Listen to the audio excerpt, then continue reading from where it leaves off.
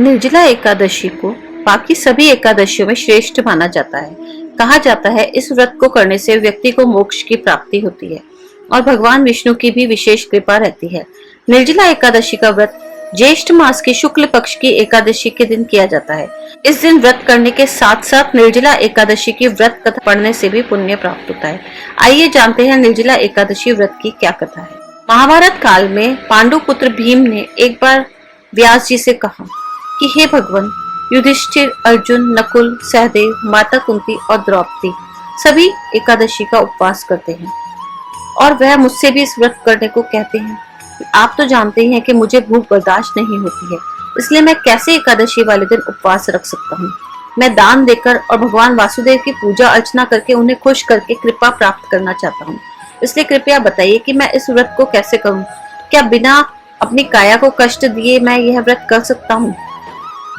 पांडु पुत्र भीम की बातें सुनकर मुनि वेदव्यास जी ने कहा, यदि तुम स्वर्ग लोक जाना चाहते हो और नरक से सुरक्षित भी रहना चाहते हो तो तुम्हें केवल एक एकादशी का ही व्रत करना पड़ेगा। साल में सिर्फ एक ही एकादशी का व्रत करके तुम इन सभी पुण्य को प्राप्त कर लोगे।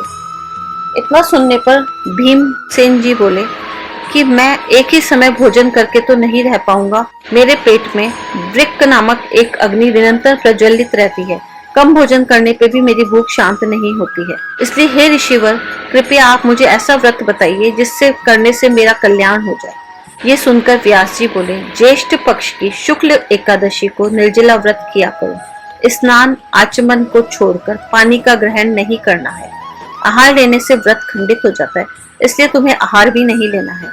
तुम जीवन पर्यंत सिर्फ इस एक व्रत का पालन करो। इससे तुम्हारे पूर्व जन्म में किए गए एकादशियों वाले दिन खाए गए अन्न के कारण मिलने वाला पाप भी नष्ट हो जाएगा।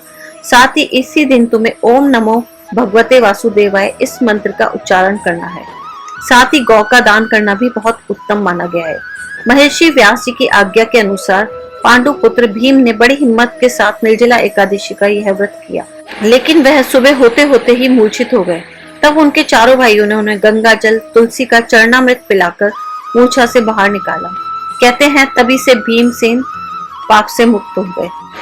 इसी पौराणिक कथा के बाद निर्जला एकादशी, भीमसेनी एकादशी और पांडव एकादशी के नाम भगवान श्री कृष्ण ने कहा, जो व्यक्ति इस एकादशी का व्रत करते हैं उन्हें नरक में नहीं जाना पड़ता, बल्कि भगवान विष्णु के वो दूत आते हैं जो कि पीतांबर वस्त्र धारण किए होते हैं। इस कथा को कहने और सुनने से ही दान के बराबर पुण्य प्राप्त होता है।